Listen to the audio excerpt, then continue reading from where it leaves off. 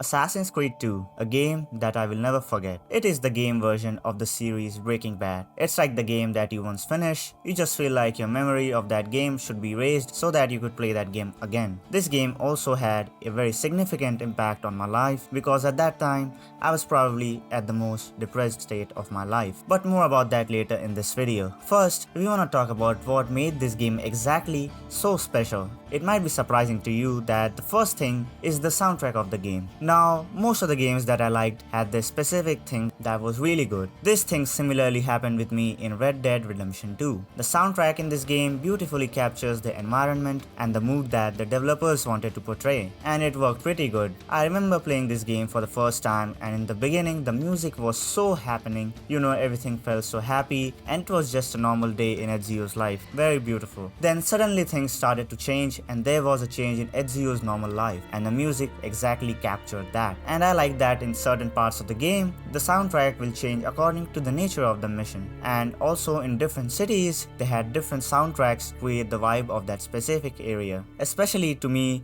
roaming around Venice and listening Dreams of Venice was one of the most beautiful experiences I had. And not only that, after you completed the mission, the sound effect that used to play after that was also very memorable. I still cannot forget all the sound effects it had, especially the one that we heard after completing a mission. I just cannot forget that. And even in the cutscenes, there used to be some sort of background music that was played, and that music just felt perfect and conveyed the cutscene properly, and we actually had more emotions attached with the characters because of that. Now this was obviously about the soundtrack. Now let's get into the characters, and characters play a very big part in conveying the story. This also had a very big impact on the game. If you see Assassin's Creed games now, for example, in Valhalla, you will only remember a few characters in the game, and they didn't have that much impact on you. And I know people have different types. I'm not gonna be saying that Assassin's Creed Valhalla was something, but I'm just gonna be speaking from my personal experience and what I feel. If I think about Assassin's Creed 2, all the characters had a life attached to them. They were not just some NPCs with AI dialogues. They actually felt like human beings with real life personalities. I remember most of the characters from Assassin's Creed 2 and even some of the minor characters as well. The way each character talked had a distinct feeling. It's not just the same with the current Assassin's Creed games. I know it sounds harsh, but I'm just speaking completely what I feel about this. Not gonna sugarcoat anything. If you saw Assassin's Creed Valhalla, there were so many characters in that game, but I don't even think so there was any character that was so much impactful compared to what we saw in Assassin's Creed 2. It was just not there because the nature of the game is like that. The games are very big, the RPG games specifically, so they don't put that much importance on the characters. For example, in Assassin's Creed 2, Leonardo da Vinci's recreation was done so good. I bet people got interested in IRL Leonardo da Vinci because of this, and a lot of people probably visited Wikipedia after playing this game. That's the perfect example to portray a character. Absolutely flawless. Now the reason why current Assassin's Creed games don't have similar characters is due to some reasons. Firstly, the characters don't have proper mocap dialogues. Everything feels very AI-like. It's just a robo speaking and nothing else. You cannot sincerely take them seriously when they speak like this, right? Second is obviously the nature of the game. Now, as I mentioned before, when you make a game that is so long, it's just harder to focus on these things. These games are mostly suitable for RPG style players because it contains heavy monetization. The sole focus of these games is to serve the RPG players. I just think that the more traditional games used to focus on the core things in an Assassin's Creed game, which included the character traits that I mentioned, the more realistic personality types. Probably the most important thing in this game was the story progression. It starts with a very happy theme, but suddenly the game starts shifting gears. It becomes more intense suddenly, and a tragedy is caused. This is how mostly any sort of good story starts. Then the protagonist has two options, either to live low-key or to go take the revenge. And if you have played Assassin's Creed 2, you know what Ezio does. In search of revenge, he gets a lot of enlightenment and life lessons from his mentors. Then he became a little more calm. If you remember his first skill, you saw how angry he gets, but over the time he becomes more level-headed. In the hunger or revenge, he discovers a lot more about the Templar-Assassin conflict and discovers the real motive behind the Templar cause. Now his fight is not necessarily about the revenge, but more about the overall betterment of the people. The goalpost shifts after a certain point. Throughout the game, there's not any stale point that I think of. There's just a constant line of events that occur continuously, and it just feels like you should just keep playing the game to reveal more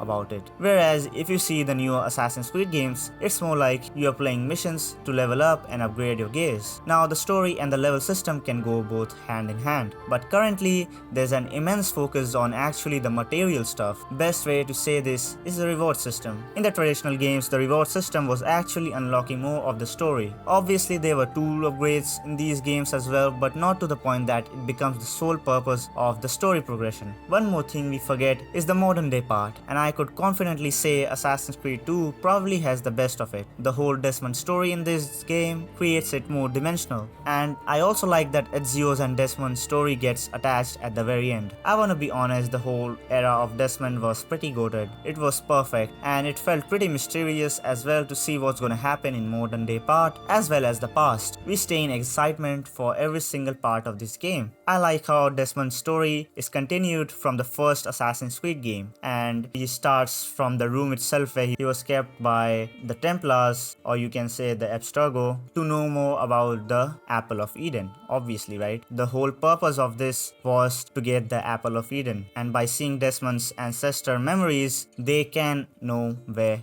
the Apple of Eden is. And to be honest, all the Assassin's Creed games have this element, right? The motive behind going into the ancestor memories is to obviously know more about the Apple of Eden and to find it. Now in some games it's Sword of Eden, stuff like that, but this thing is kind of the same in all the Assassin's Creed games. Now I want to speak about why I personally like this game so much. The above mentioned reasons are part of it, but I also have some nostalgia attached to it. I was a little kid and remember my elder brother used to talk about it, and he actually brought that game, but unfortunately our PCs wouldn't handle it. But I do remember the beginning cutscenes and stuff very much a lot, and for the next few years I lost the track of it because I can't play it anyways. But after I got a good PC, I started with some other Assassin's Creed games, and just like 2 years ago I finally played it completely. My friend used to also talk about how good the game was, but I never really paid attention to it, and I kinda regret it. But the first time I played the game, I was in a very depressed state at that time due to some reasons, but the game had some magical healing power to it. It made me feel much more happy, and to see how Ezio's life progresses. At some part his life felt pretty doomed, but slowly starts changing again. It made me realize that what we think about a situation now can be completely different down the line. A lot of things in life we worry about are very temporary, and things can change anytime, and you're gonna be sad today but probably you're gonna be happy tomorrow. So this thing had a very big impact on my life, and it felt like a very nostalgic trip, because even though I did not play that game before, I had some memories of that game. A lot of people used to talk about it, so having played the game, I just felt those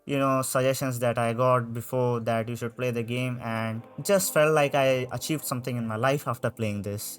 I know that can be a little exaggeration, but that's how I felt. Anyways guys, that's it for this short video. I don't know if it is gonna be short, but this is what I actually think about this game, man. It just has this some sort of magical power in it that is so much more enjoyable than so many other AAA games. It just has that aura. Now I want to know what you guys think about Assassin's Creed 2, and comment down below what is your favorite Assassin's Creed games. Now mine is obviously Assassin's Creed 2, that's why I'm making this video, but what are yours? I think that a lot of you are gonna say Assassin's Creed 2 as well, but let's see. Assassin's Creed Black Flag is also really good. That's probably I would say it's tied up with Assassin's Creed 2. I will just put Assassin's Creed 2 a little bit above, because Ezio's story had more in it. He had 3 games, so I don't think so it's fair compared to Edward. He only had 1 game, so that's why I have more attachment with Ezio and Desmond. Desmond was also not there in Assassin's Creed Black Flag, so that's what I think. Anyways, make sure to like and sub, comment down below if any thoughts. Feel free to provide any suggestions on what type of videos I can make, and I'll see you guys in the next one.